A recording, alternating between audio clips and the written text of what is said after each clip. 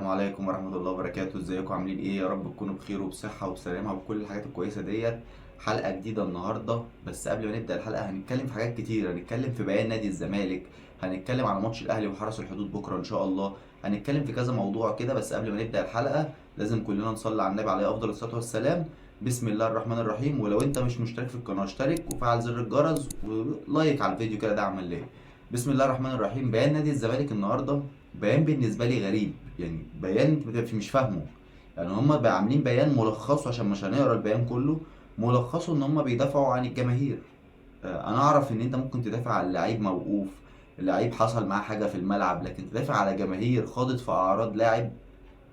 دي مش منطقيه، مش مفهومه بالنسبه لي.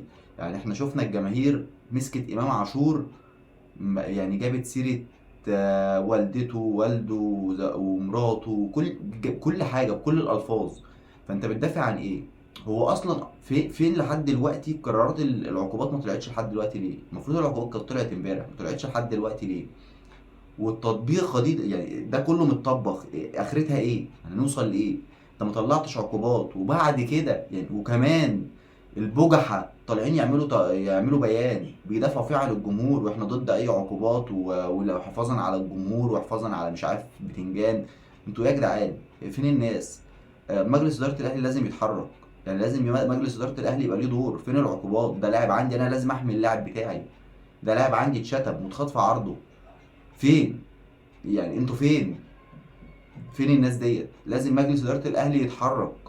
ده ما ينفعش. ما ينفعش. يا اما تبقى سلاح مداح بقى، يا اما جمهور الاهلي يجي الماتش الجاي يمسك لاعب يفتقه عادي جدا بقى، ويقول لك تعصب. ما انتوا هو اللي بتبداوا التعصب. ما انت لازم تعاقب الجمهور ده عشان اللي بعده ما يعملش حاجه زي كده تاني. لكن انت هتسيبها سداح مداح. هي الدنيا كده خلاص، يعني الدنيا خلاص احنا براحتنا، كل اللي عايز يشتم يشتم واللي عايز يعمل يعمل. يعني لعيب انت شايفه يعني وسمعت وكل حاجه، يعني باينه وواضحه، مش محتاجه يعني مش محتاجه. الفيديوهات موجوده وكل حاجه موجوده. ده حسين الشحات لما ضرب الشيبي كنتوا عايزين خلاص ترحلوه من مصر. لاعب، ما بالك جمهور ماسك لاعب فشخه؟ في ايه يا جدعان؟ موضوع غريب. بس دي حاجه بتثبت لنا ان فعلا مجلس الاداره، هو مجلس اداره الزمالك، هو بيداري على فشله بالحاجات ديت. هو ايه اللي الجمهور بيحبه؟ الحاجات اللي الجمهور بيحبها. الجمهور بيحب كده ان احنا ندافع بقى ومش عارف ايه عشان خاطر الجمهور يقول الله الله عليك يا لبيب ومش عارف ايه. فخلاص تمام، احنا نديهم ديت، احنا كده كده فاشلين، فاحنا نداري على فشلنا بالحته ديت. وهو في الاخر مجلس اداره شبه الجمهور شبه اللعيبه شبه النادي، كلهم شبه بعض. فيعني ربنا يطلعنا منها على خير. فده موضوع. النقطة التانية، رابطة الأندية منزلة فيديو ترقيصة بنتايج لأحمد رضا. بجد يعني بجد أنا حاجة مش فاهمها. يعني لما جمهور الزمالك أو صفحات الزمالك تنزل حاجة زي كده فده عادي جدا. أو مثلا لو حاجة لإمام عاشور مع لعيب في الزمالك وجمهور الأهلي ينزلها برضه شايفها عادية، أو لاعب من الأهلي مع لاعب من الزمالك أيا كان، يعني كجمهور عادي. لكن رابطة الأندية بتحفل على لاعب في الأهلي؟ مش فاهمها. ويرجع يقول لك ايه بقى؟ اصل انت اتحاد الكوره معاك، ولجنه الحكام معاك، والدوله معاك، ومش عارف ايه معاك، كل حاجه معايا. ودي رابطه الانديه اللي المفروض معايا بتحفل على لاعب من عندي. طبعا لما حصل الهوجة عليهم في الكومنتات وشتيمه ومش عارف ايه مسحوا الفيديو وطلعوا اعتذروا ومش عارف ايه. بس انا مش شايف ان ده يعني بالنسبه لي انا مش ده اللي يرضيني. يعني مش ده يعني ازاي؟ يعني هي اصلا ازاي حاجه تحصل زي كده؟ ازاي اصلا ان رابطه الانديه تقول لك اصل ده فيديو والادمن مش عارف ازاي برضو؟ ازاي حاجه زي كده؟ الموضوع بقى فيه حاجه غريبه بجد، يعني موضوع غريب. من سواء من اتحاد الكوره ولا من رابطه الانديه. وبنشوف حاجات حتى في التحكيم في ماتشات بيراميدز، بنشوف حاجات يعني في حاجات مش واضحه الموسم ده كتير قوي. وفي الاخر بيتقال لك ان الاهلي لجنه التحكيم بتسانده واتحاد الكوره ورابطه كل حاجه بتساند الاهلي. يعني هو في الاخر، يعني في الاخر كله يجي بقى واحد براس مربعه يقول لك اصل لجنه التحكيم بتساعد الاهلي، واتحاد الكوره بيساعد الاهلي، ورابطه الانديه بتساعد الاهلي. ده واحد راسه مربعه حرفيا، ما ينفعش يتقال عليه غير كده. لان ده مش بني ادم عادي. البني ادم اللي يجي يقول لك كده ده بني ادم راسه مربعه، مش فاهم حاجه. هو كده انا على الله انا اقول اي كلام المهم اي حاجه ضد الاهلي، بس احنا حاطين نفسنا وخلاص. دي نقطه. نيجي بقى لموضوع ماتش الاهلي وحرس الحدود. ماتشات الاهلي اللي جايه كلها يعني مش هينفع تتعادل. مش هينفع خالص، مش هينفع ان انت تفقد اي نقطه. خلاص الماتشة اللي جايه ماتش الكاس كلها، تلعب بقى بيراميدز يتعثر ما يتعثرش، انت لازم تكسب ماتشتك كلها. مفيش تهاون، مفيش تهاون. واعتقد هم خصموا 20% من مرتب اللعيبه، وانا مش شايف ان ده الحل. ليه؟ هتقول لي ليه؟ اقول لك اصل اللعيب ده بياخد ملايين. الله يزيده، مش بنبص لهم، بس اللاعب ده بياخد ملايين. اللاعب ده مفيش فلوس بتتاخر عليه. فانت لما تخصم منه 20% ايه المشكله؟ والله لو خصمت مرتب سنه عادي ولا فارق معايا. انا كده كده السنه الجايه هاخد مرتبي كامل. اللعيبه دي عايزه تتقدم، يعني اللعيبه اللي مقصره دي عايزه تتقدم، تطلع بره القايمه كام ماتش، تقعد تتفرج في المدرجات، ما تلعب، ما تشمش النجيله، عشان لما يرجع يبقى عارف قيمه اللي هو فيه. لكن قصه فلوس ديت، اللعيبه دي في الزمن ده مش هيفرق معاها فلوس. كان زمان لما لاعب بيبقى بياخد له 100,000 ولا 200,000 وتيجي تخصم منه، هيعيش ازاي؟ هيعيش ازاي؟ خلاص انت بتتكلم دلوقتي على لاعب بياخد ملايين، فمش فارق معاه حرفيا، يعني الموضوع مش فارق معاه خالص. ف... فانا شايف ان حوار 20% ده مش عقوبه على اللعيبه، انا شايفه موضوع عادي.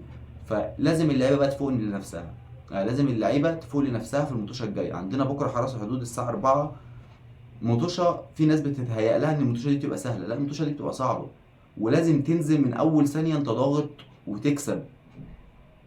مفيش بديل عن المكسب. كولر اتمنى منك، مفيش تأليف، كفايه تأليف، كفايه عبث، كفايه جبن، كفايه كل حاجه. العب كوره لوجه الله، العب كوره للكوره. اللعيبه فوقوا لنفسكم والعبوا كوره للكوره، انتوا مش لعيبه صغيره. العب كوره للكوره، انزل متع نفسك، انزل العب كوره. وانت يا عم كولر فكك من جو الباكين ما بيهاجموش والوينجين ما يدافعوش، وشغل ما تفهملهوش، يعني فكك من الشغل ده.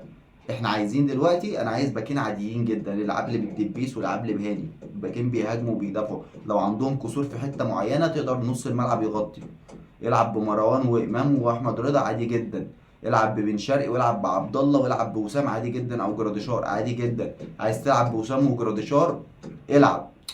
المهم ما تزودليش مدافعين وتكربس لي في الدفاع. اتمنى ان شوبير ياخد شويه بقى يا جدعان. شوبير اتظلم كتير، مصطفى شوبير يعني. اتمنى، احنا شفنا الكره الجون اللي جه فينا من الزمالك غلطه من كذا لاعب، يعني من كذا لاعب. انت بتتكلم ان اشرف بن شرقي ما غطاش، من ان انت عارف ان اشرف بن شرقي كده كده ما بيدافعش. بتتكلم ان احمد كوكا ساب مكانه وراح لنص الملعب. بتتكلم ان اشرف داري كان ممكن يطلع، في ناس بتقول لك الشناوي اللي قال له سيبها. ايا كان، هو كان اشرف داري بره الجون اصلا. في ناس بتقول لك هو خاف يحط رجله يحطها جون، لا هو كان بره الجون عامه، ولو لمسها كانت طلعت ضربه ركنيه. ف لا ففي حاجه، الشناوي الكوره تحس ان هي خرمت ايده وعدت، يعني عدت من كف ايده. فالموضوع كان غريب بالنسبه لي، يعني انا شخصيا الموضوع بالنسبه لي كان غريب. فمجموعه اخطاء، فلازم يا جدعان بقى لا نغير بقى، نوقف مصطفى شوبير شويه.